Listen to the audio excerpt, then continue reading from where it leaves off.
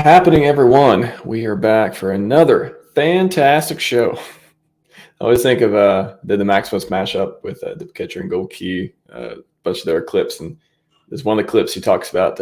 He does the intro, and then he says, "Back again, Dip Catcher Radio, back again with another fantastic product." And he talks about the Billy Mays. If anyone in the chat, let me know if you remember Billy Mays and his commercials. I think he's no longer with us, but has some a lot of funny stuff. This sales marketing guy who did a bunch of commercials for, I can't remember what product he used to sell, but a lot of funny stuff and a lot of different memes from that. So back again today, we got CryptoKong on the stream. He's been on open mic a couple times, and I wanted to finally get him his own show because I see a lot of content he's producing, and he's really he did a lot of stuff with Hedron and Iosa, and of course Hex and stuff like that before as well. So I love having people on the show who go through the different analytics, different metrics, different stats, and really help us with the data to make, again, not telling anyone what to do, but show you what's out there, what people are interested in, what is interesting, and then help you form your own opinions from there. So he's got some stuff on that. Also, maybe Bitcoin, Ethereum. May talk a little bit about that today as well. So I'm excited to get into this one. Kong's always bringing something interesting to the table. So without further ado, I'll get to chat in just a moment. CryptoKong, welcome to the show. What's going on, guys? How's everyone doing? People are doing good. We got a DJ Bomber that says yes, yes. We got Squirrel in the chat who also says Kong is a smart dude. Thanks, Squirrel. You as well, man. I've seen your strategies, right, with the whole the mind web kind of sort of thing. I've seen some of those. They're awesome, dude. They're great. So good stuff, Red Squirrel. You're putting out good stuff as well. Yes, he knows how to. So many squirrels and nut strategies are coming to mind. He's got the Sentinel Squirrel one. He knows how to protect himself and get a lot of stuff done. The mind map he was talking about as well. I've seen a lot of good stuff come out of there. And big fan of Tetra. I credit Red Squirrel for turning me on to Tetra very gently. And then now I'm like, wow, I'm extremely interested in Tetra now. So always appreciate Squirrel. And he shows up to chat at least to say hi. So love my regulars and love everyone who's supported the channel for all this time too. What's up, Ted Nelson? Got Drix here.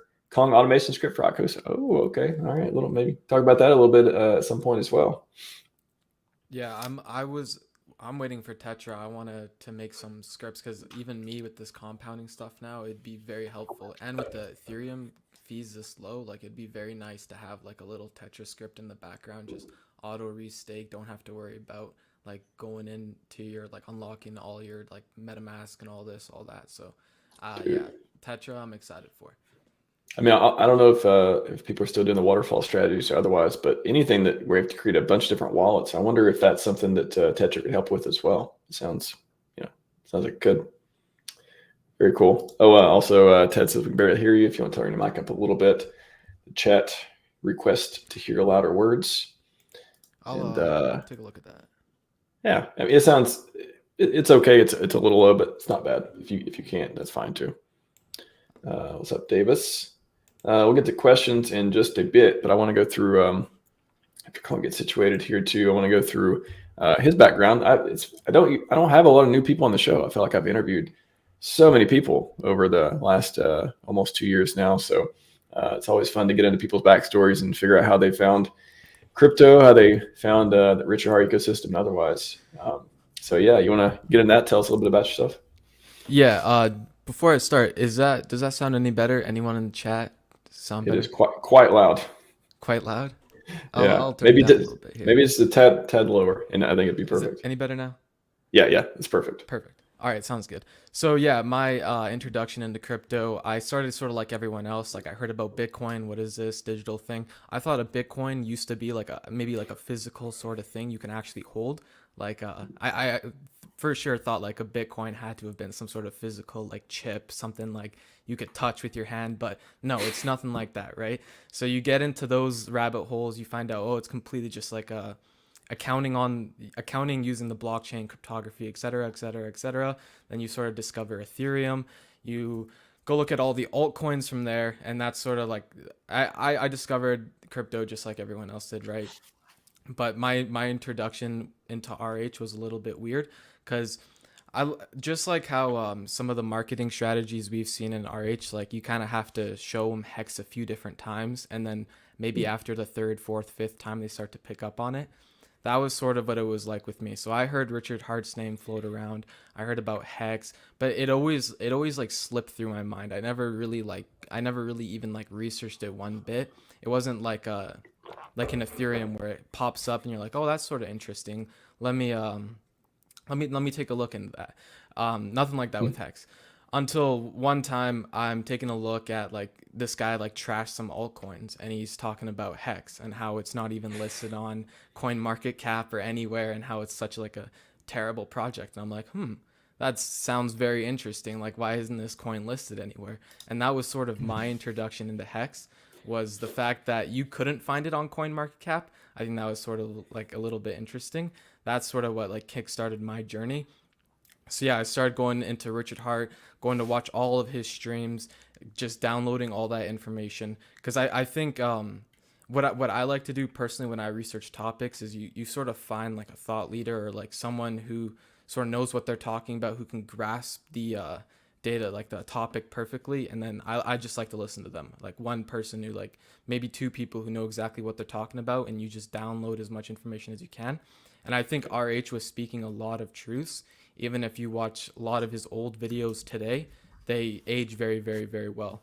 And especially when you understand like the underlying, I guess, values of the ecosystem, like our community and stuff like that, which I think like last time we talked about on the open mics, community is one of the most important things. I think that's 100% facts. On our community, it kills it. And I saw it as soon as I came into the ecosystem, I noticed the community. And that's one of the things is all the support from everyone across the board. I saw it in the chats and like the donos when Richard was on stream, everyone praising him and stuff like that. And you don't really see that anywhere else. And that's sort of what made me super bullish on Hex. And I guess like the PulseChain ecosystem was to come. That's sort of what made me bullish on it.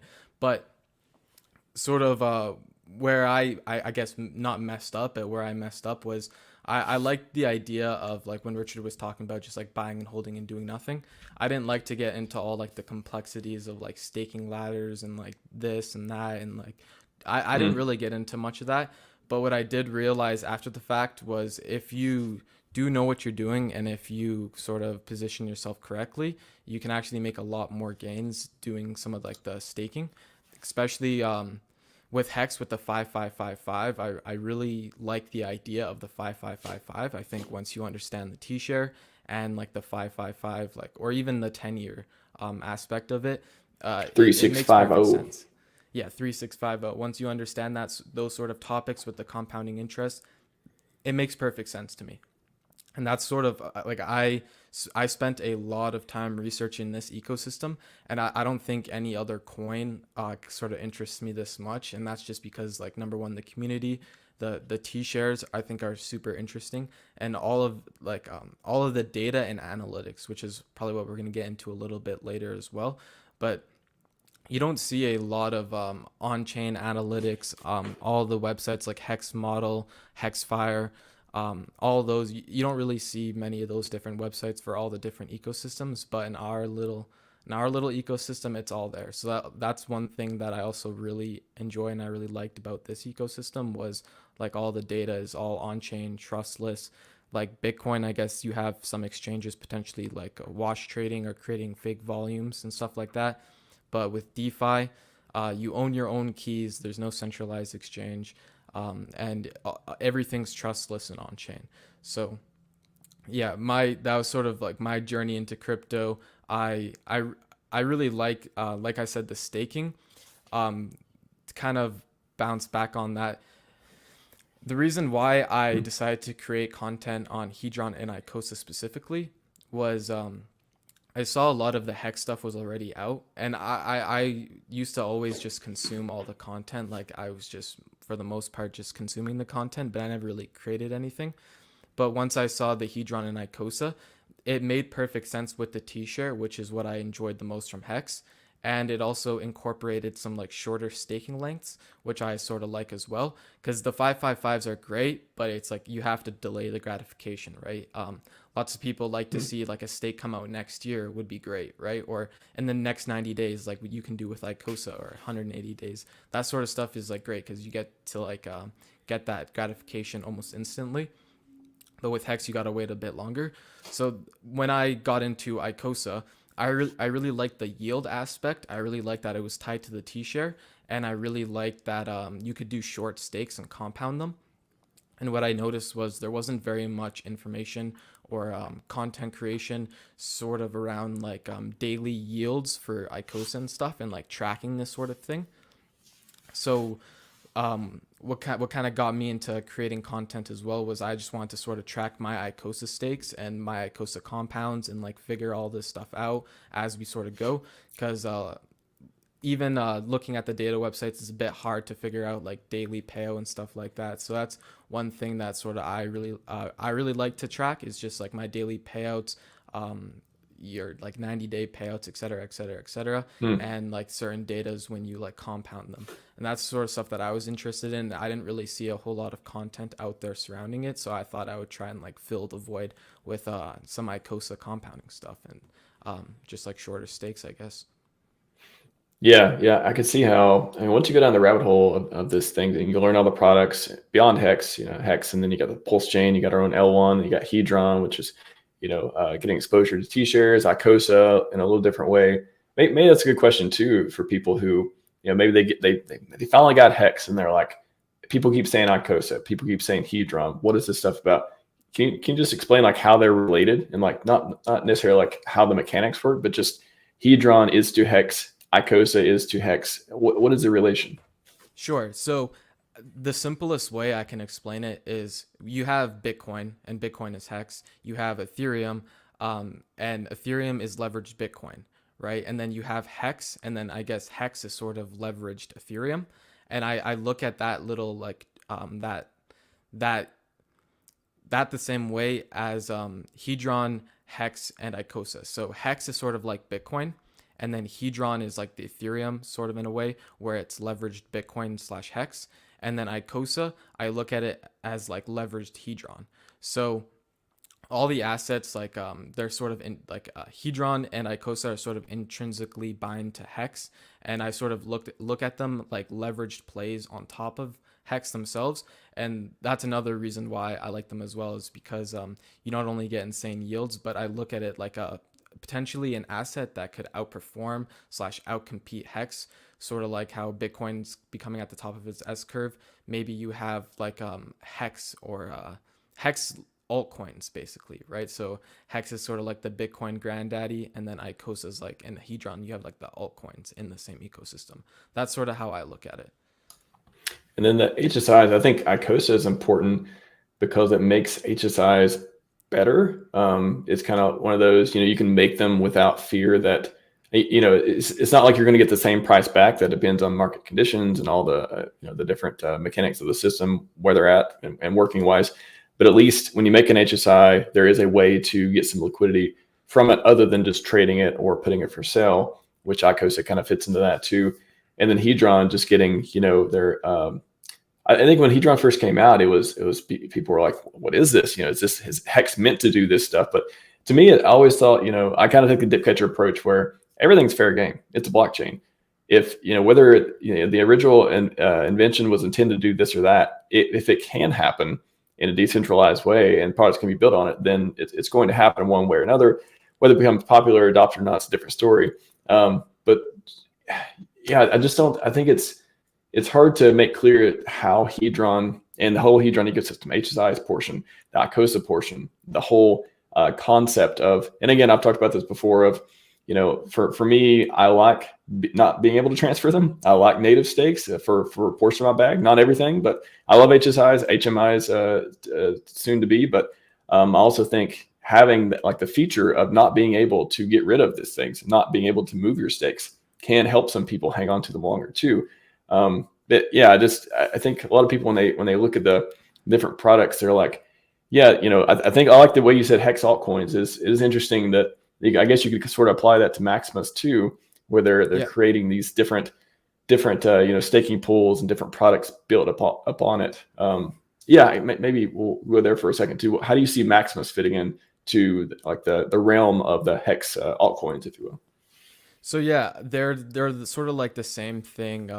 Hedron and ICOSA are, but they're more closely like backed derivatives. So just like how maybe we have like sort of an altcoin mania, and we've seen this before with some of the what is it, the perpetual tokens that I think they've costed at some points more than what they have like at a premium than what they should Mhm. be worth, and sometimes like I think right now we're trading at a discount.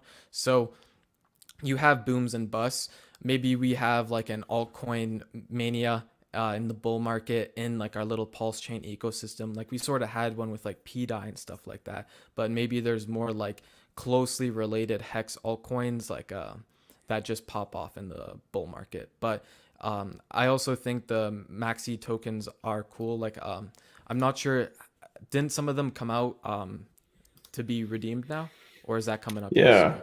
I think Base recently, and then there's a whole team deal that happened also. But I think Base people restaking Base again because the 1 year cycle came up. Yeah. So yeah, maybe we have an altcoin mania, but yeah, I think that these sort of like I guess layer 2 or altcoins fit perfectly into like Hex, and they also they support at least Hedron and ICOSA. They sort of support Hex, right? They take a little bit of sell pressure off of Hex, and if anything, they help bring buy pressure because we saw a lot of these HSIs get created and a lot of Hex get potentially bought, and if not, just staked off the market for 15 years now. So that's I guess a net positive for Hex itself, right? All of that Hex is going to be locked up for at least 15 more years. So at Yeah, least Maxi. 14 more years or whatever. I had the Gold Key and Dip on last week too to talk about Maximus and Maxi and just all the cool stuff. Just no sacrifices. You can just kind of mint one for one. I always remember when Dip Catcher's like, yeah, it'll there's a chance it'll be worth more. And it's like, looking back, of course it's gonna be worth more. It's a 15-year stake. It's gathering all the penalties, gathering all the bigger pays better, longer pays better.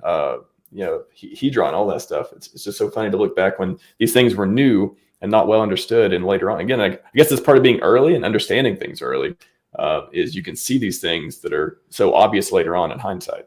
So that's why I like to have these conversations. Just going to go to the chat real quick. We'll go through a couple questions here, and then we'll get into the analytics part. Mr. Chuck, would you say that the price bottom for the next year bear market won't be as low as it is now? Now is a great buying opportunity for all coins in the ecosystem. What do you think of Mr. Chuck's proposition?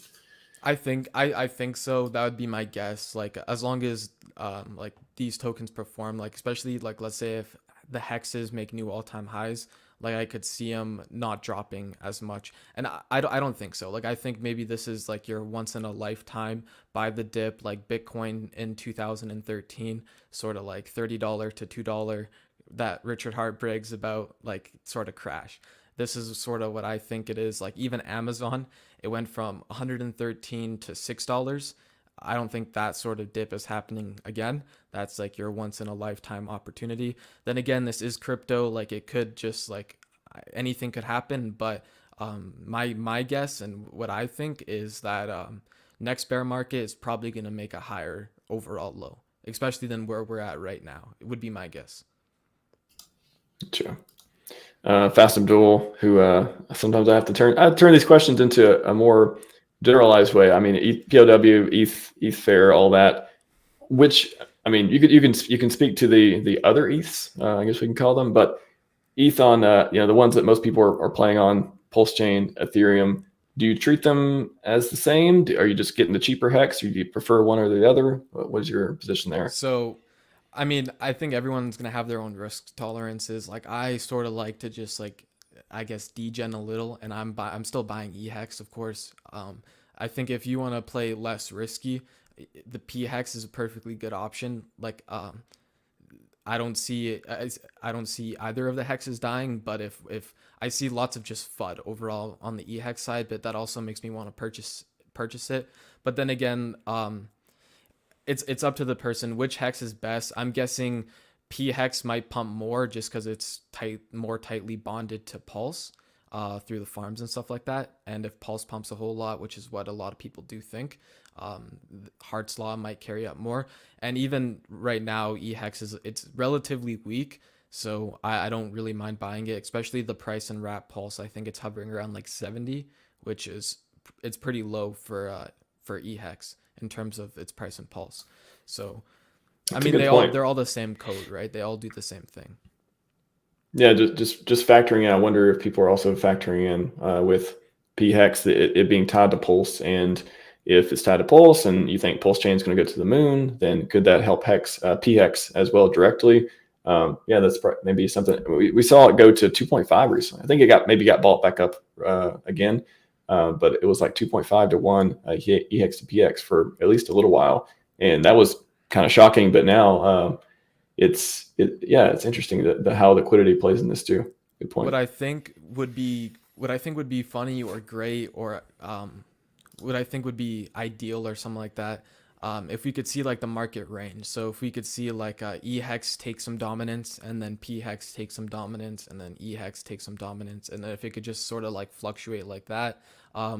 But if it's just PHEX up and to the right forever, I don't think that's exactly ideal. But I guess it could happen. Well, I wonder if PHEX is tightly bonded to PulseChain, and what if EHEX becomes tightly bonded to PHEX? Is that the play that everyone's, I guess, hoping for if you prefer both hex? There's another scenario here too where like maybe Richard takes down the PHEX Wrap Pulse farm and puts up an EHEX Wrap Pulse farm. And then that changes the sentiment or the narrative on EHEX. But that's sort of like that's just like a random play, like random sort of speculations and stuff like that. So Interesting. Okay. but yeah, I think EHEX and PHEX they're still quite bonded together. Like I still think with Hart's Law, like I don't see EHEX just getting sold down through the ratios while everything's pumping. Like I don't necessarily see that happening. But yeah. We'll see what happens in the bull market. Even with Hedron and ICOSA, we haven't really seen them yet perform in a bull market. We've only seen them here in the bear. So it's going to be exciting to see, I guess, sort of like the first set of Hex altcoins, even with Maxi, Deci, all those, and Hedron, ICOSA, how they will perform into the bull market. Very exciting. I think everyone's waiting on green candles. I did a macro stream with Corey a couple days ago, and funny enough, the GBTC discount was almost 16%. I tweeted about this earlier, and today I saw somebody post it was around 13%. Of course, we got the news recently about the ETF being approved and not approved, all that stuff too. But it's funny how that discount's coming down, and all the things that I would be more excited about once I see the things that look like price go up, pump action, prime for things like all the macro conditions to be in place before I get excited about green candles. It's fun to see them. You see the hex pumps. I always love to see it, but at the same time, it's like it's not sustainable until the whole market decides it is. This could be it. Yeah, Hex is pumping. This could be it. I mean, I'm waiting for Bitcoin halvening. I got some stuff to show later. I think right now we're in like the perfect time. Like, I guess like looking at the past, which like past performance doesn't indicate future results, but usually 3 to 6 months before the halvening is a decent time to like get some exposure into Bitcoin or some exposure into the markets. Even right now, I think Bitcoin dominance is very high, so altcoins are struggling. I don't know what's going to happen with that, but if Bitcoin starts to lose dominance, maybe altcoins, specifically our favorite ones like Hex, Hedron, PulseChain, maybe those start to take off if dominance falls. But first, I'm waiting for the halvening. Like the rest of this year, I'm not really worried about. It's mostly next year I'm getting a little bit excited for, and the halvening. One more before we go on. I bought a 500,000 each on $50. Yeah. It's these prices.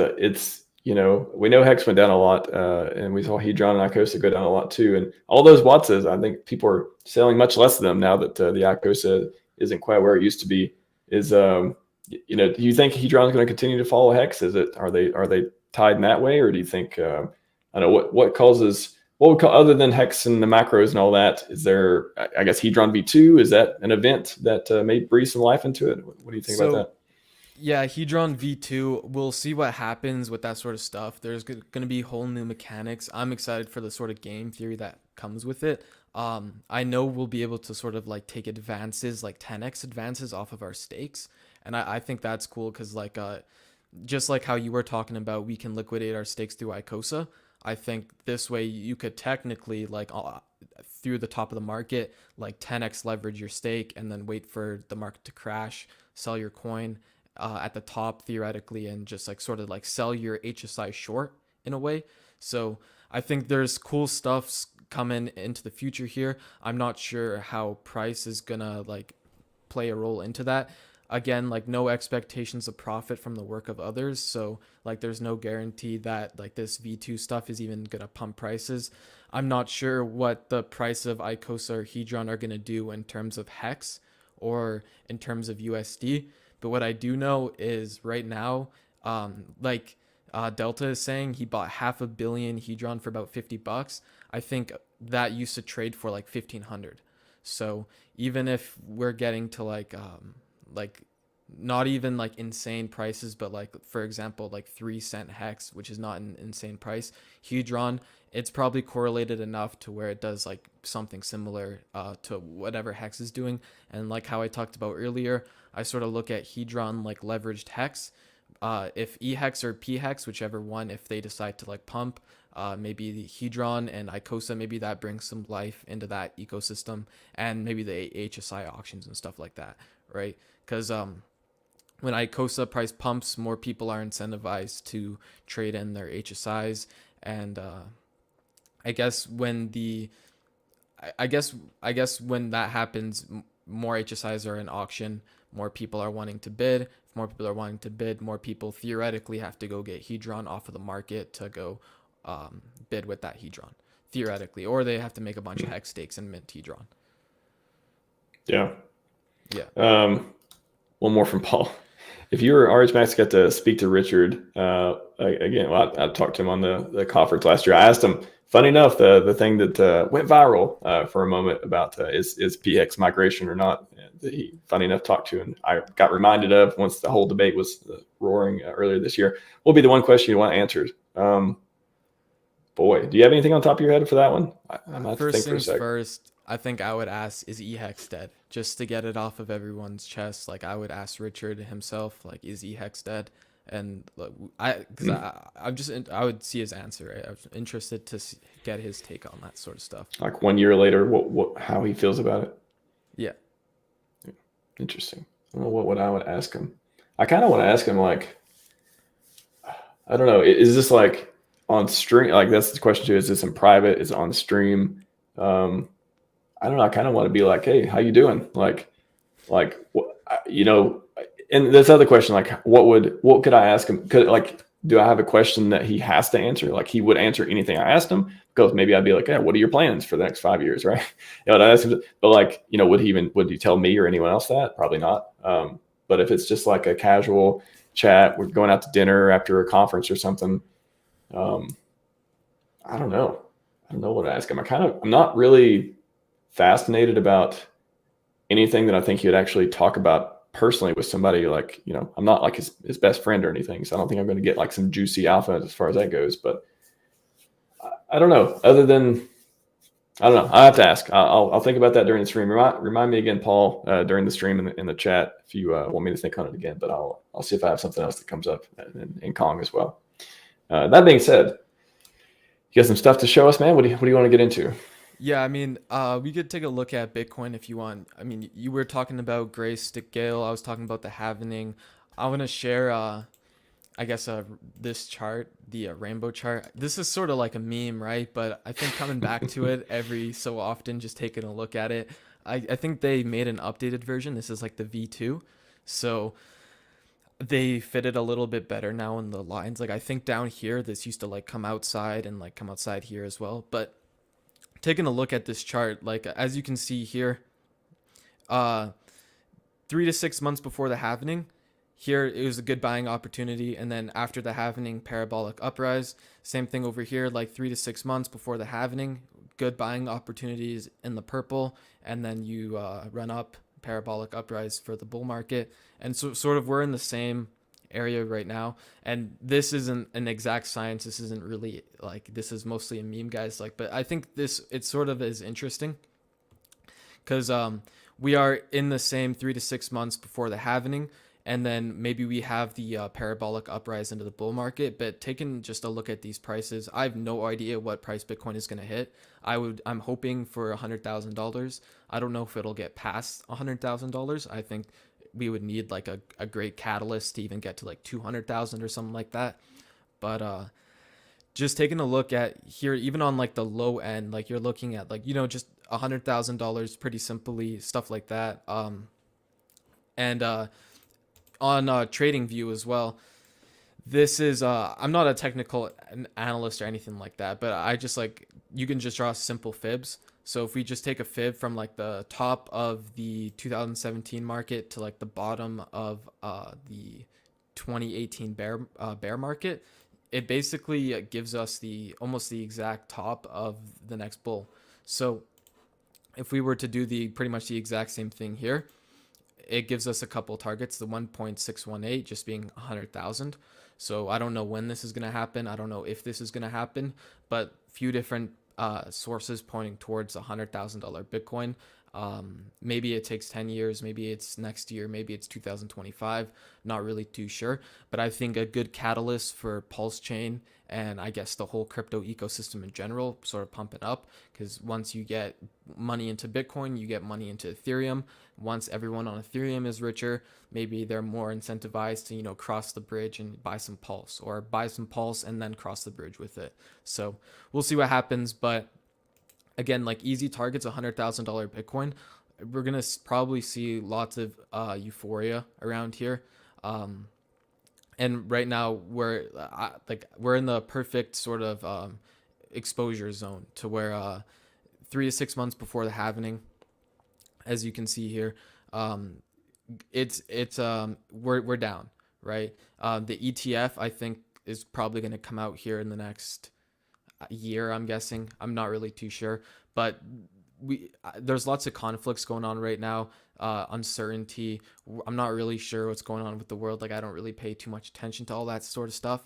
But the Bitcoin price, historically, right now is the best time to be picking up some of the BTC and stuff like that. Even in terms of like HEX, when we were talking about Amazon dropping from 116 to like $6, that is an insane drop. And during that time, the actual business metrics of Amazon were all up and to the right. So the amount of customers, so like new users, profit per unit, like units sold, all the metrics of the business itself were doing better and better and better. But yet the price chart was just sort of down. And that's sort of how I'm looking at our PulseChain ecosystem right now, is we're having all these new projects coming in. We're having potentially lots of different catalysts coming in to sort of help price, but we'll see what happens. We still have HEX adoption, like current holders. We're still gaining holders on average every single day. Some days we lose some. Like here yesterday or a few days ago, we lost a couple of holders. But I think in terms of our metrics in the ecosystem, everything is looking good. Like we've had a couple scams on PulseChain, stuff like that. But overall, I think like if you're an outsider just looking at the chart, it looks bad. But like if you're in the business itself, like Amazon, and you're looking at the business metrics, you can see where this stuff is going. You're not really predicting it, but you can sort of project. Think for yourself and everything like that. But you can sort of think, where is this stuff going? What's the most important thing in terms of like blockchains? It's like the network effect, right? So we sort of know this with like Metcalfe's law, is the more users we have, the more valuable our network becomes, right? Cell phones aren't very useful, like if you're the only person in the world that has one, but if everyone in the world has a cell phone, it becomes insanely valuable. We also have the SEC breathing down our necks right now, which isn't ideal. But I mean, the DOJ hasn't come. I don't know if they will or not, but that's sort of the risky stuff. But I see Richard's tweet recently, a couple days ago, saying we will win. And I mean, you can scroll through Richard's Twitter and get pretty bullish, right? And I believe I heard, I'm not sure if they're just rumors or if they're truths, that Richard passed the bar. So we have a guy who passed the bar and who understands crypto thoroughly, supposedly a billionaire, let's just say. And I believe he has the resources and the knowledge to figure this stuff out, make better arguments than any of us could probably think of. And sort of like how you break down the muscle now, we will build back stronger. And if we do win, or when we do win, it's going to be probably an insane catalyst for this entire ecosystem. Like, just like Richard was going viral in a bad light, and I guess like any publicity is good publicity.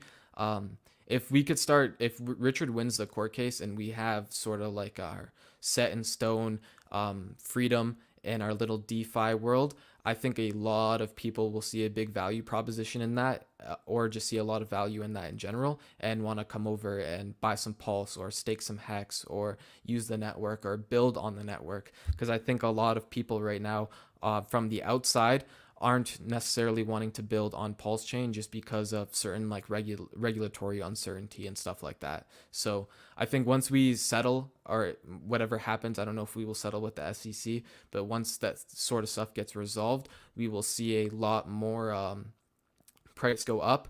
But in the meantime, I don't think the price chart necessarily resembles what's going on in the network itself. Even if we look at like crypto fees, over here we have Soilana. That's a courtesy of Sami, and Shout out to our friend Tommy. yeah, and you got like GMX and stuff. So like recently we had Fame come out on the Pulse chain, and that is a fork of GMX, I believe, right? And that's sort of like your leverage trading and stuff. I don't necessarily recommend it or anything like that, but what it is bringing is a lot of volume onto Arbitrum. It is pretty much all the volume on Arbitrum is GMX. And even over on Fame currently, it's generated a ton of fees. This is from pretty much since it's come out, 200,000. I looked at this 2 weeks ago and it was at 20,000. I have a screenshot of that over here. 28,000 total fees, and this was 9/26, 2023. So about maybe a little bit over 2 weeks ago. And we pretty much 10x the fees over here on Fame. So all of the internal sort of metrics are looking up. The only thing that sort of sucks right now is the SEC. I'm not really sure what's going to happen with that, but I do have a lot of confidence in Richard. Richard has a lot of confidence in Richard as well. Yeah, I was saying in the chat too. Like, if you looked at his Twitter the last 3 months, he looks like a scholar. If you didn't need pass the bar, like, I mean, some of these tweets have just been very, very succinct, very on point, very educational, very like interesting. I mean, of course, he talks about the freedom aspect, and now, if we become known as the ecosystem of freedom, I'd be okay with that, with all the stuff that we've sacrificed for, and now that we're fighting to keep free in this world of DeFi. I love the way you put it too. It doesn't feel like the things are going up. It doesn't feel like the price chart doesn't show necessarily like what we're doing, what we're building, all the products.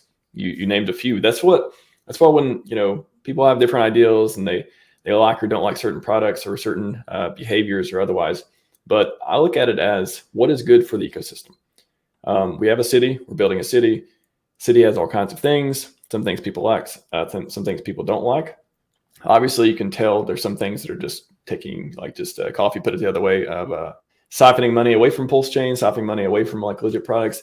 There's a lot of things that are taking money in and bringing people in that have a lot of money and want to make a lot of money. And that is how we build an ecosystem that's worth billions of dollars. It's getting people who are building products and the people who want to take their money and multiply it, show them PulseChain is the best place to do that.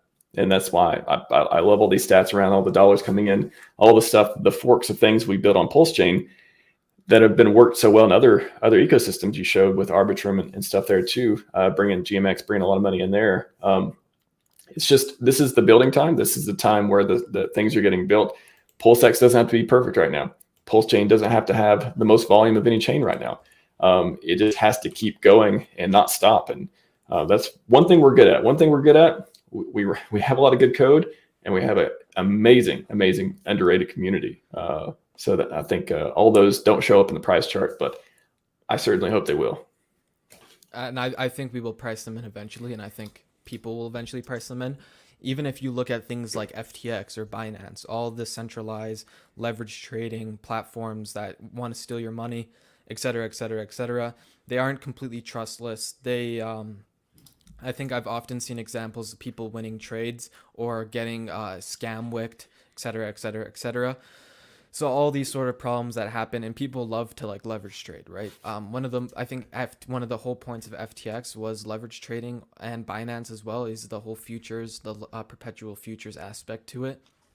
And I think Famous is going to bring a lot of adoption onto PulseChain, considering it is living on top of an Ethereum fork, which everyone's already familiar with Ethereum. You can short Ethereum on it trustlessly with no KYC or AML and just do your own thing. You could go even borrow funds to go short, which like I don't really recommend any of this stuff. But if we're looking from the outside in, lots of people love trading. Lots of people love leverage trading. And if you could do that on the blockchain with the whole crypto thing, I think this is like a perfect value proposition. And the fact that it's on PulseChain is perfect. And we're seeing here it working on GMX and Arbitrum. And we'll see how those layer 2s perform into the bull market as well. But I think we'll see how Fame performs on the layer 1, I guess, PulseChain into the bull market as well with the fees and stuff. But I think it'll be exciting to see. I think we're going to see a lot of volumes, especially on Fame, and even Fiat, PulseX, all the dexes sort of skyrocket into the bull market. But sort of right now, we're just in the accumulation phase, right? Well, you haven't even talked about the different dexes, the different stable coins, native stable coins. We got Coast bringing in millions of dollars, people minting stuff like that. PHUX, it's been in, I think it's, if you go to DeFi Llama and look at PulseChain, it's like the top product outside of PulseX that has enough, the most TBL in the system. And it's just, again, giving people a place to put their money to get yield. Bear market, to me, bear market means accumulation and yield. I get as much yield as I can and accumulate as much as I can to prepare to get the most X as I can in the bull run. And that's it's a lot of these products that are coming online. A lot haven't yet. We don't have liquid loans yet. We're not Power City. There's a couple other native stable coins that people can use to mint and with the different risk profiles as well. But we've got a lot of the banking products. We got more coming online, and we see how they work on other networks. That's what you're showing here, like how much value they bring to other networks. Why can't they do the same for PulseChain and show everyone again? Like I want PulseChain to be known as the place where you make money, the place where you go to get yield, to find these DeFi products, to be part of a community that believes in the tech and the price performance, and achieving all these wonderful things that Richard's values and otherwise. So I don't see anything that shows that we're not on track for that. Again, you can price in the SEC stuff. We see you can price in the splitting and buying pressure from everyone's sacrifices and all the whole community having all that capital without having a ton of new people come in yet. But it's again, 5 months. We're here 5 months. Let's talk about this in May. 2025. Next mid-May. I hope that the things will be in I don't want to say a better place, because I don't think things are bad right now. I just, if the macro environment gets into the way that we want it to get into and all that stuff works out, I don't know, these prices, they're always laughable to me, but they're going to be one of the things you're going to look around and be like, whoa, I had the chance to buy HEX at this price, or PulseChain at this price, or PulseX 90% down, or I had a chance to, mint a bunch of stables or otherwise. And I hope, may everyone do the thing that makes them the most happy and the most money. I'll go with that. Like, I think right now you can purchase 1 million Pulse for $45 or so, $42 or so. I wonder how much a million pulse will cost in the bull market, right? Maybe under even best case circumstances, how much that could cost. Like we saw what Hex did. I urge you guys, go back, watch old Richard Hart streams. Go watch the Peter McCormick stream. Um, those were some funny ones, but Scam, scam. I don't care. Scam. he's like, it's crazy, and you could see Richard was trying to like play like on a level field, like, hey Peter, like if you're gonna call me a scammer, like give me some reasons why. Peter's like, nah man, I'm okay, you're a scammer. So like I urge you guys, like watch some of these old streams back, listen to what Richard's, because it's all still true today. It holds true today. You might need to think a little bit about it, like think a little bit more deeper about it now.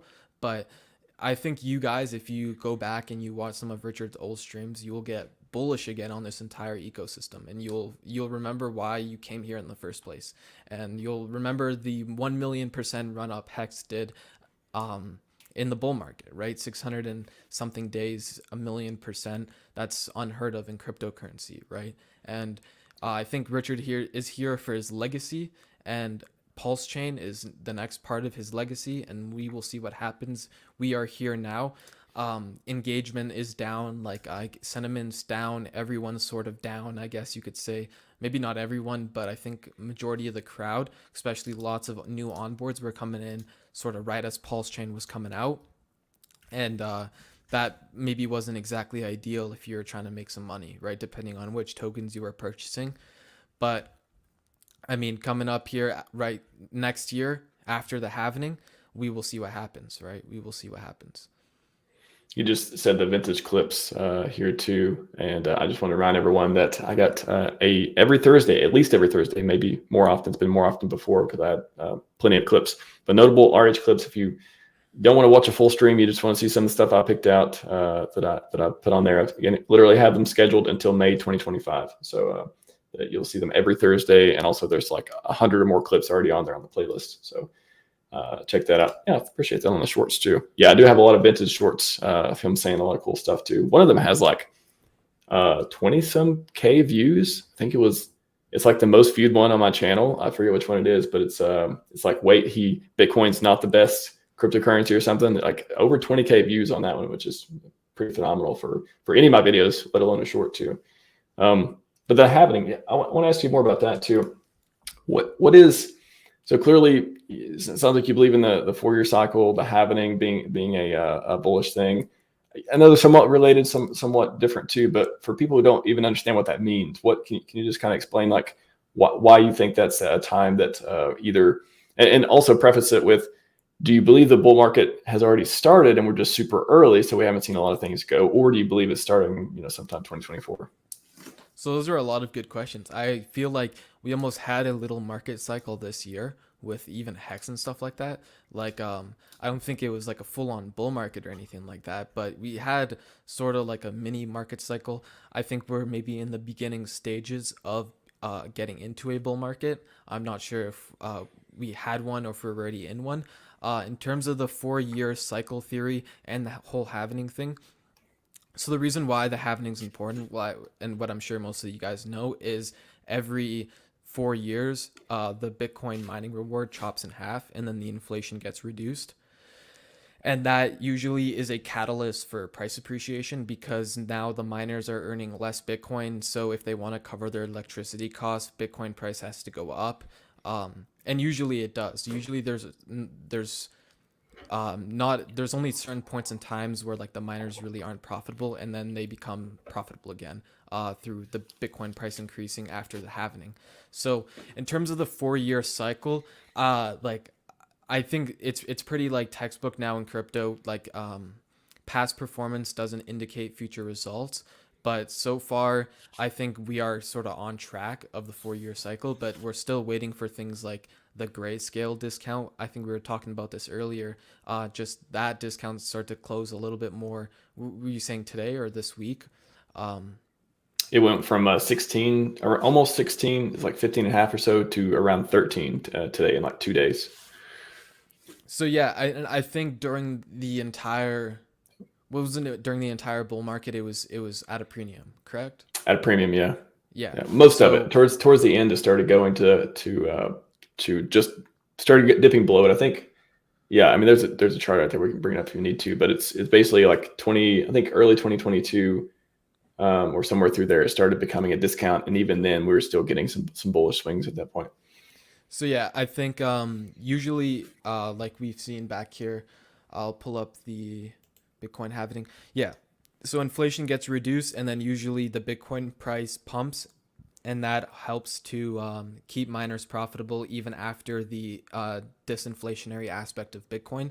And as you can see here, like it made a way higher low than way down here, right? And it does this year after year after year. So I'm not exactly sure what's going to happen this year. Again, like maybe the cycle theory doesn't play out. Maybe we're down for the next 2 years.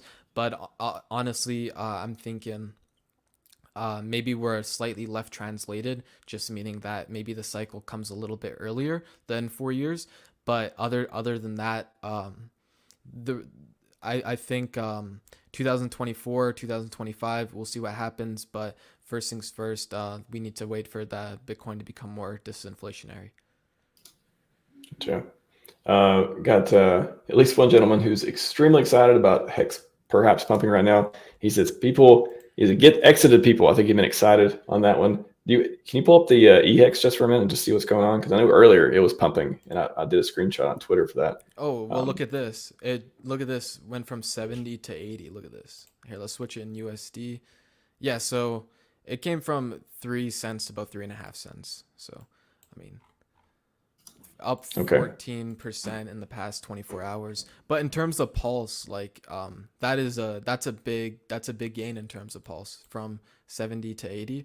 That's pretty decent. So, yeah, I guess that's pretty exciting. Get exited if you are a trader, I guess, and you want to take some profit, or get excited as well. Get exited. I like that. Not financial advice. I'm just joking, of course. Where do you want to go from here, man? Maybe we'll go for another maybe 15 minutes or so. Yeah, I'll go over a few different things.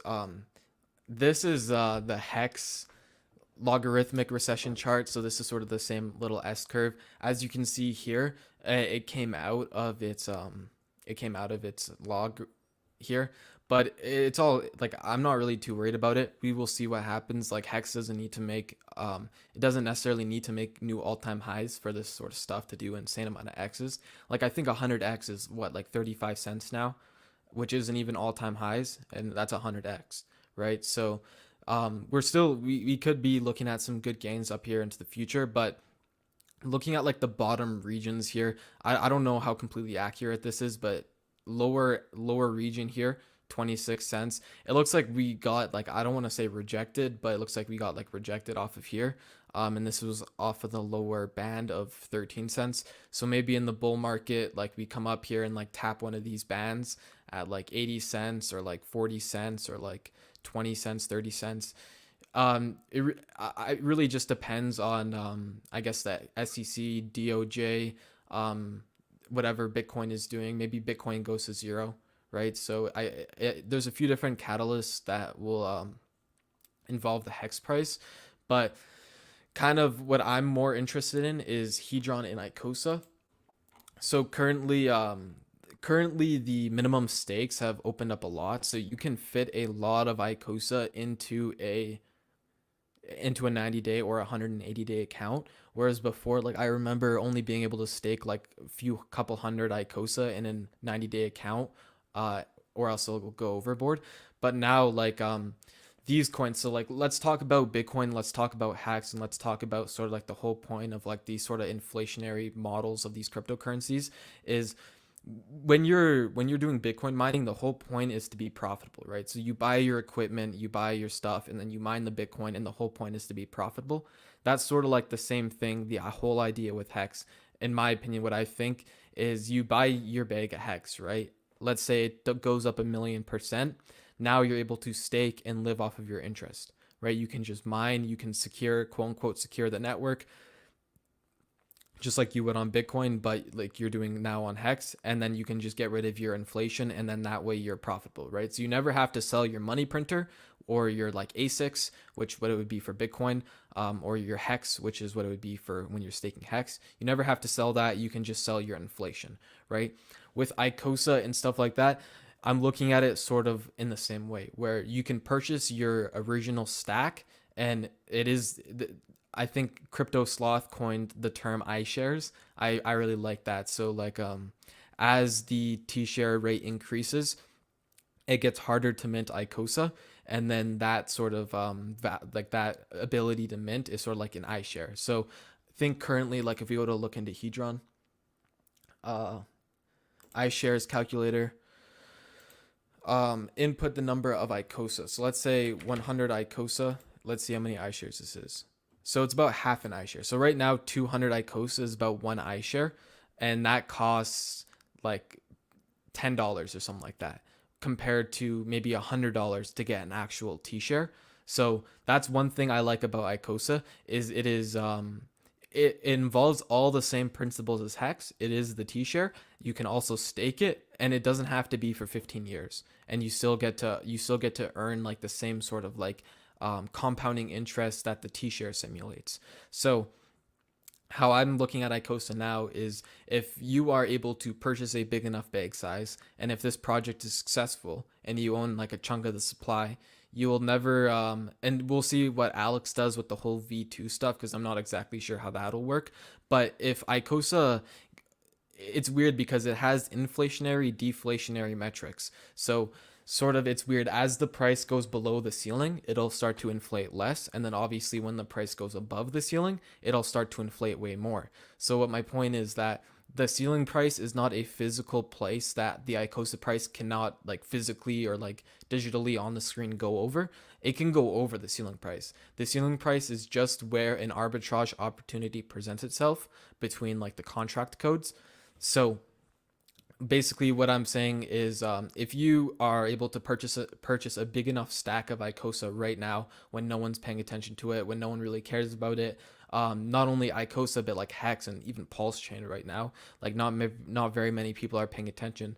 If this stuff becomes successful, and let's say ICOSA goes over its ceiling price, you're not only going to make insane US dollar price appreciation, but that inflation that starts coming in will be absolutely insane. Like it'll kickstart again, at least in the way the current system works with the current code. And you'll start to I guess bankroll in some good cash, and that'll be, it's weird because you'll have the highest inflation when the price is the highest, because you have the arb that's basically bringing the price down when people are trading in their T-shares. That inflation, sorry, I lost my train of thought, but Trying to calculate the value of the T-shares, I believe. basically like I completely lost my train of thought, but Sorry. whenever you're staking ICOSA, you'll be able to hopefully earn up a big enough portion of your bag to where whenever you stake it, I remember now, when the inflation, when the price goes over its ceiling price, the inflation will start kicking up, because more people will be incentivized to trade in their HSIs to mint the ICOSA, and then that brings more HSIs into the auction, and then more people can bid on those HSIs, which means more ICOSA inflation for you. So it's weird, as the ICOSA price increases, especially past the ceiling, so does your inflation. So what that means is that you're gonna get like almost like it's a money printer squared. You're not only receiving price appreciation in US dollar term, but you're potentially receiving more inflation rewards, because as the price is going up, potentially past ceiling price, it'll start inflating more, and you'll be able to receive a big portion of that. So that's sort of what I'm looking at right now with ICOSA. A T-share used to cost, what is it, 60 cents or something like that, sub 60 cents, 56 cents. I can't quite remember the exact amount for the T-share, but it went up way over $10,000. So ICOSA represents that. I'm not exactly sure how the next V2, how exactly that code is going to work and what Alex is going to build. And again, like no expectations of profits from the work of others. But If you purchase, like, let's say 0.1% or 0.001% of a coin supply, and it does extremely well, like, go do the math on like the hex. Like, if you own it, it's like, if you own like a dolphin position in hex, you have a quite sizable amount of T shares, and you can get a dolphin position in ICOSA quite easily, right? And if it turns out to become even slightly successful, you might be able to just print cash and never have to sell your principal, type of thing. I quite prefer, having larger positions, whale, dolphin, otherwise, in coins that I know are going to be around for a few years, that have a system that are like have positive feedback loops with the chip coins I like, versus coins that may not be around but a month or two, and they're all set up. There's insiders, and it's, hey, let's get as much money as we can and get it out of the system, and it just goes away. I like these. I like having bigger positions and healthier games to play, such as this awesome Hedron ecosystem. And I think Alex is a great founder as well. I don't see, like, I think he's like a Richard 2.0, I guess you could say. Like, he If Richard understands. was a dev, If Richard was a dev, I think that's what Alex would be. Yeah, exactly. So, they both share that same sort of values. You can tell with their coins. Like, ICOSA and Hedron, they're not vampire attacks on Hex. If anything, ICOSA eats negative externalities to support the other two systems. So there you go. very cool. Yeah, it's. I know it feels like everyone's forgot about Hedron, ICOSA the past few months. I'm glad just to get some, just some conversation around it, and not, especially with Hedron 2.0, seeing how that's going to transition, whether people are going to trade it in or not, who's going to stay with the old system, the Wattses, and again, said it earlier, like, nobody's burning Wattses right now because ICOSA, it doesn't make a lot of sense. To have the, I mean, I guess you could burn them and then take the ICOSA and do other plays, do other yield plays and stuff with it. But the market has decided that the Wattses are worth keeping right now, it seems like, and that we're getting burned at a very large percent. I feel like earlier this year it was like every day I saw Dev Huey, posting the stats and stuff, and with the Watts of burn account. But it's been it's like if we get like one a week or one every 2 weeks, it's an event. It's kind of crazy. Yeah. Yeah, and I think that's also, I guess you could say, a little bit good for ICOSA inflation as well. Like, no one's wanting to like just go out and like market dump the cheap ICOSA. So at least like people are seeing that like the price is down. Maybe they don't necessarily want to go up and like purchase the supply themselves. And we're seeing that with like Hex and even Pulse and stuff like that as well, right? Like, many people aren't willing to just like pick up a large chunk of the supply. But whenever this does happen, like we were talking about earlier, if there's some sort of altcoin mania that happens over on the Pulse chain, I think ICOSA and Hedron are the blue chips, right? We saw like altcoins or meme coins earlier this year sort of pop up and go. We saw some on the Pulse chain as well, and those kind of like, I'm not too sure how they ended up, but some of them not so well. But we'll see. I think Hedron and ICOSA, they are the ones that are being forgotten about, and they are also like the blue chips, right? Like, the hidden gems. So, yeah. Well, I wanted to ask on that too. Now that we got different platforms and stuff to do, I've talked about this with Sloth a little bit around. Before it's kind of like a no-brainer: staking, getting the yield, staking your Hedron, staking your ICOSA, all that stuff. Now we have platforms where you can do LP. Maybe there's farms and otherwise. Is it, do you think V2, do you think Alex has seen this and said, oh, I wonder, you think there'll be more incentives in V2 to have more native staking, or is it kind of just like, okay, I just wonder if the staking is being crowded out by the other ways to earn yield on the coins within this ecosystem? Absolutely. So right now, for example, like over here on Fox, if you wanted to provide some liquidity, there's the P Hedron, P Hex, W Hedron, P ICOSA, W ICOSA pair, and currently like this is paying out like a decent APR. Like, we can check it out here, and right now doing this is probably better than staking your Hedron. And not only that, is we're not seeing a whole lot of HSI volume just in general of people like trading HSIs and doing all that.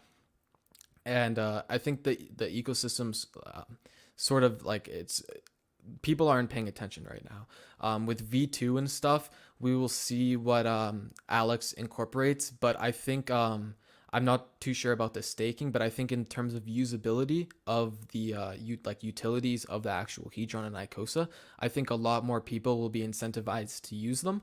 And if using them indicates like yield, like if that's how it's derived, like somehow you use the contract or you interact with it and that gets derived into yield somehow, maybe that means more yield for us stakers, but that's just something we're sort of going to have to see and wait.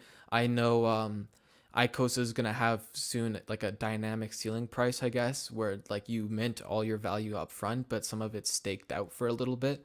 So we'll see how that works out into the future as well.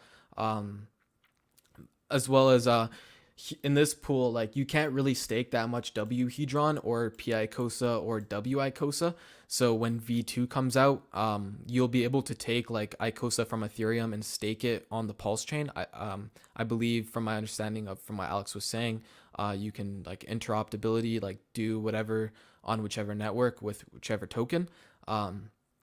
So maybe instead of less people maybe staking on Ethereum if the gas fees are too high, or less people staking like some of their ICOs on the Pulse chain because like they don't think the yield is worth it. Maybe that some of the stuff changes with Alex's project, but that's sort of just something we're gonna have to see once stuff is released. Very, very exciting fall and winter and spring coming up, man. Like I feel like we got through a few months of Pulse Chain launch. Things are kind of quiet, and now we're starting to see a lot of products launch October. Tetra's coming up as well, in addition to all the other ones that everyone's sacked for. And then Hedron's V2's coming up. There's a lot of cool stuff. I'm excited for just to get into the weeds and understand a lot of these, just how to use the products, what they provide to people, and there's gonna be a lot more metrics and stuff coming up. So if you're bored right now, hang in there. I think it'll be less boring in the next few months, and it trickles in. Everything trickles in, but it's pretty cool. I think it's funny with like the FUD of last year with Pulse Chains never launching. Richard gave up on the idea. He's getting attacked by the SEC. He's probably not going to launch it because he doesn't want to deal with like all that FUD, and all like the price was also like 10x higher probably like a year ago today. Um, all that FUD, and sort of like now we're here now. One thing though is I sort of like where we're at right now, it almost reminds me of sort of where we were like a year ago today. We had like random FUDs, like things like just like the price, like the whole entire market sentiment wasn't doing that good, but we were down for the rest of the year. I think down maybe another 50% from like a Q4 to Q1, but then as soon as Q1 came around, all the markets turned around. Like Hex went parabolic, Bitcoin did very well. Even lots of the altcoins did very well, and it didn't take very long. Like it was like maybe 60 days, and everything did a complete like 180. So right now things are looking boring. Nothing's really like that exciting, but it does remind me of like this time last year when it was like the same thing, like Pulse Chain FUD, boringness, not a lot of stuff going on, and then boom, complete 180 like within 90 days. You got the Shaq with the shoulders meme. Oh, something coming. Hopefully. Yeah. Last question here before we wrap up to Hex Edits. LP yield from Fux comes from impermanent loss, and I've only used PulseX so far. I know you earn the PHUX token. Do you know much I about the believe so. mechanics? Yeah. I believe you earn the PHUX token. I think there is still the risk of impermanent loss. I don't dabble. I haven't dabbled too much with the fuck stuff personally myself. But I think impermanent loss is one of your staking incentives.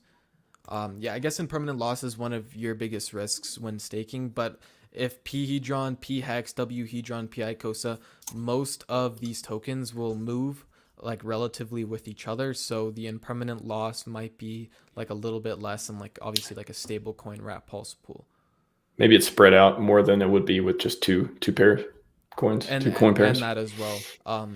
Yeah, more volatile assets that are like kind of more tightly related is probably going to be a little bit better than just like having one or two different options of like a like say stable coin and like a volatile asset. Yeah. Very cool. Anything else you want to show us before we wrap up? I mean, I think we pretty much got it all covered. We still like, just like we're saying, like we have adoption, we have holders. Like lots of these guys, I guess, got shaken out of their boots after the PulseChain launch. But I like to bring up this Amazon example. Just I think Richard brings it up as well. As it went from, like I said, 116 to $6, while all the business metrics were going up and to the right. And I think that's where we are right now. Same thing. We're right before the halving.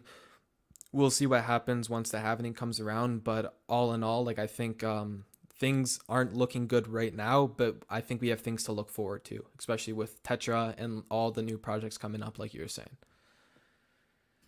For sure. It's the, I don't know. Again, I'm in this ecosystem, and it's been a while since I've been in any other as far as keeping up with stuff. But boy, we have the stats, we have the community, we have the code, we have the builders, we have the products, we have the capital. We have everything we need for a recipe for success. I do believe so. Super excited. Yeah, all the stuff I just mentioned, the next few months that are coming up. Oh, I don't know, man. It's what else do we need other than price go up? Like how much better could it get? Like I guess that's the only thing that could put the cherry on top. I think price go up would be the only thing that puts the cherry on top. All right, man. Excellent stream. Glad to have you on. It definitely won't be the last time. I know of course, open mic, you always kill it there too. But yeah, man, it's great to know more about your story, how you got into crypto, and then just go through a lot of the stats and just riff with you on some of the cool stuff that's happening. Is there anything you want to take us out on as far as positive notes or things you're thinking about or things you're looking into and all that stuff? I think for me personally, I'm just sort of like chilling during this bear market period. I think you guys, if I had some like not financial advice to give, just like study your cryptos, do your research, watch more Richard Hart live streams. I think eventually if you watch enough Richard Hart, you will understand thoroughly, you will become bullish, and you won't even care about the FUD. It won't even affect you. You'll see where the stuff's going. You will have done enough research to where like random Twitter arguments don't really matter to your like day-to-day like usability or like thoughts process towards crypto. So I think just get into a good like mindset where you're like happy and like healthy and like just like get ready for the halving is what I would say. And it's accumulation year. You reminded me too of what Slav a while back he was talking about. He's like talking about muting people, and it's not because it's not like about censoring or just otherwise. It's like I've heard all the arguments. I understand. I just don't want to see them anymore. I've already made up my mind. I'm already convinced. I'm already in, and nothing personal. It's just I just don't want to see it anymore. It's just it gets to a point where it does become distracting, and if it does, you well within your rights to use the mute button. I don't use the block button a lot because I don't know. I feel like the mute button is just so much more useful because you can take a break, right? It's kind of like a passive deal. So it's more friendly. I block, if I see like some literally like scamming stuff and like, fake accounts, that's what I use the block button for. But mute is more like, we'll take a break. We're going to take a break for a while and maybe check back in later. So it's good stuff, man. Good stuff. Everyone, Twitter is a tool. Use it the best of your ability. And you will be happier rather than just like trying to just put yourself together. It's one of those drama machines, but also information machines. That's what I like to use it for. Kong, where can people find you and find more of your content? Yeah, so you can find me at CryptoKong145 either on Twitter or YouTube. That's pretty much it. Like I just post mostly Hedron, ICOSA, PulseChain stuff. Probably gonna go into like more DeFi stuff, but like so far like this ecosystem I think it's where it's at. It's like what I really focus on, and that's where I think the money's at, and that's where I see where the value's at. So yeah, you can find me at CryptoKong145. Sweet. All right, everyone. That's all we got for you today. Tomorrow, I believe we have Hex Power Hour with Crispy Man. Axis, I've reached out to Axis too. Maybe he might join us. I was trying to get Dev Huey on, but I'll have to check in with him again. But I want to go over some stats. And I know Crispy Man, hexfire.io, he tends to have a lot of good stuff there. So looking forward to talking more about Hex. We're bringing it back. We're bringing Hex back. Hex is going to be cool again. Bring back Hex. Yeah, man. We got to do it. Nobody's going to do it if we don't do it. Like we do the work, right? Everyone, Scivive and 5555. We are out.